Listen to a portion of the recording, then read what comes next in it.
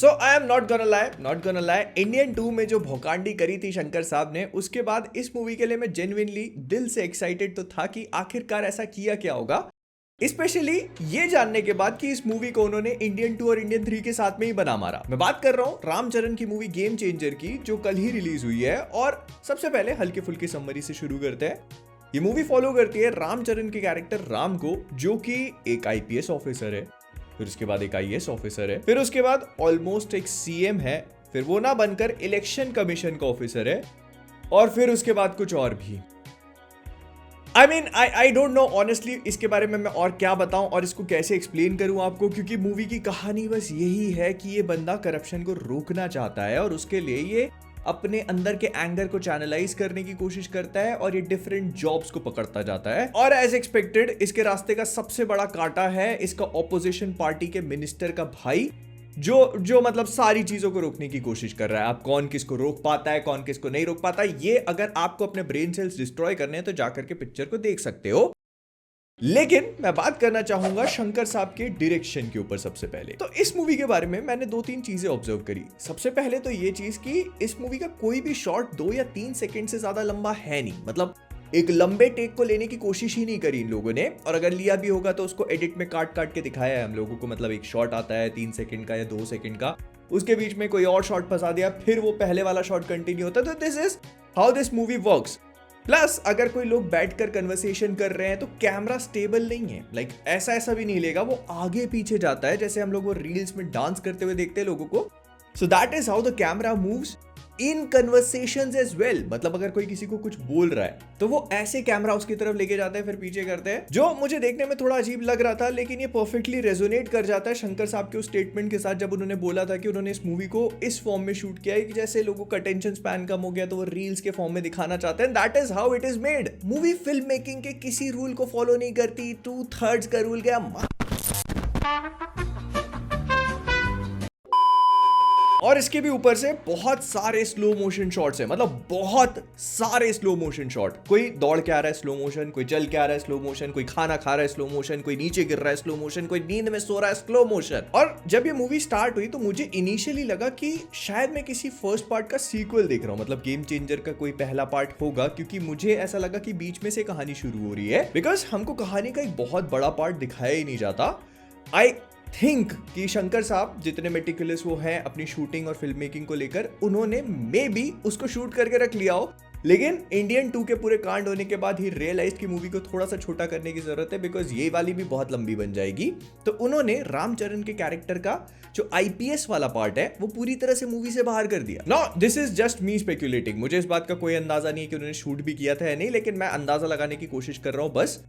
But हमको रामचरण के IAS वाली पोजीशन से मूवी देखने को मिलती है, और ऐसा बताया जाता है कि इससे पहले बंदा आईपीएस था, तब इसने बहुत सारे कांड किए थे, फिर अब ये आईएएस बन चुका है। But apparently things start to move in a direction जहां से मूवी सेंस बनाना बिल्कुल बंद कर देती है। लड़की ने बोला तुम्हारे अंदर बहुत गुस्सा है, इस गुस्से को चैनल करो। चैनल करने का क्या मतलब है कि एक ऐसी पोजीशन पे पहुंच जाओ जहां पर गुंडों को मारने की बजाय तुम लोगों की सेवा कर पाओ। बस आईपीएस मत बनना, तो बंदा आईपीएस ही बन जाता है। लड़की छोड़ देती है, फिर कहता नहीं आईएएस बनना पड़ेगा, तो आईएएस भी बन जाता है।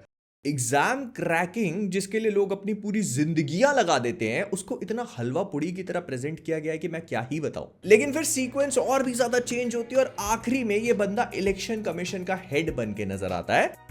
और यहां पे मतलब बहुत ज्यादा क्रेजी करने की कोशिश कर दी कि इलेक्शन कमीशन का हेड बन के, क्योंकि मेन विलन सीएम बन रहा था तो इलेक्शन ही फिर से करा दिए। और आखिरी तक तो मूवी क्या ही हो जाती है, वो ईवीएम मशीन हैक, मतलब वो सब चीजें छोड़ दो, ईवीएम मशीन तोड़ने पहुंच जाता है मेन विलन वोट काउंटिंग के टाइम पर।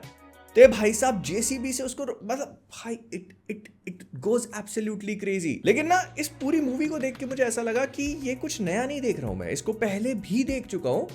इसको आप नायक से कंपेयर कर सकते हो, शिवाजी द बॉस से कंपेयर कर सकते हो, हेक इंडियन से भी कंपेयर कर सकते हो। मतलब कुछ चीजें इसमें ऐसी करी है। वो एंटी करप्शन वाला जो पूरा एंगल इंट्रोड्यूस किया है, फिर उसको फाइट करने के लिए एक बंदा है जो इतनी बड़ी पोस्ट पे है, वो सीएम वाला एंगल भी इंट्रोड्यूस। मतलब ये शिवाजी और नायक का इन अ वे कॉम्बो भी है। मूवी में 4-5 गाने भर दिए हैं जिनका कोई सेंस नहीं बनता, और इतने लंबे लंबे उनको ऐसे बड़े बड़े सेट्स पे बना के डांस करके दिखाया गया है, जो शंकर साहब की पिक्चरों में होता है। हम लोग इंडियन के टाइम से देखते हुए आ रहे हैं। किसी गाने में बड़े सेट पीसेस होंगे, किसी गाने में वीएफएक्स और सीजीआई का इस्तेमाल होगा। इस पिक्चर में दोनों चीजें करी है उन्होंने। एंड मैं मजाक नहीं करूंगा, एक पॉइंट आया था ऐसा पिक्चर में जहां पर मुझे विलन को देखकर तरस आने लग गया था कि भाई और कितनी हल्की करवाएगा अपनी हर मोड़ पे जाकर, तो वो तेरी समझ में नहीं आ रहा भाई। फिर ऐसी जगहों पे जोक्स या कॉमेडी फंसाने की कोशिश करिए जहां पर बिल्कुल भी नहीं बनता। कुछ सीरियस नोट पे बात चल रही है, स्पीच चल रही है, वहां पर एक बंदा खड़ा होकर कोई जोक मारने लगेगा which is not even funny. एक कैरेक्टर है जो सीधा नहीं चल सकता, टेढ़ा चल रहा है, तो उसको फनी बताने की कोशिश करी गई है। लेकिन प्रॉब्लम यह है कि वो कैरेक्टर कॉन्स्टेंटली रामचरण के कैरेक्टर के साथ घूमता है। तो अब अगर सिचुएशन सीरियस भी है तो वो बंदा आड़ा चल चल के आपको हंसी के फुव्वारे छुड़वाने की कोशिश कर रहा है जो घंटा नहीं छूटते। और ना इसके अलावा मूवी में बहुत सारे शॉट्स वो मोटराइज्ड रोबोटिक कैमरा से लिए हुए हैं, जिस वजह से आपको ऐसा लगता है कि कैरेक्टर जो है वो स्टेशनरी है और कैमरा उसके चारों तरफ घूम घूम के शॉट्स ले रहा है। ये चीज हम लोग पहले भी देख चुके हैं, हमने विक्रम में देखी थी, विक्रम वेदा में ऋतिक रोशन के डांस वाले में देखी थी। But this movie takes it to a whole new level. मतलब हमको कौन सा शॉट ऐसा होगा जो उसमें देखने को नहीं मिला? I keep asking my self. एक बहुत ही सिंपल सी सीक्वेंस है, रामचरण कुछ अच्छा बोल करके, मतलब विलन को बुरा बोल करके ऐसे निकल के जा रहा है, वो अपना चश्मा उतार के चश्मा फिर से लगा रहा है।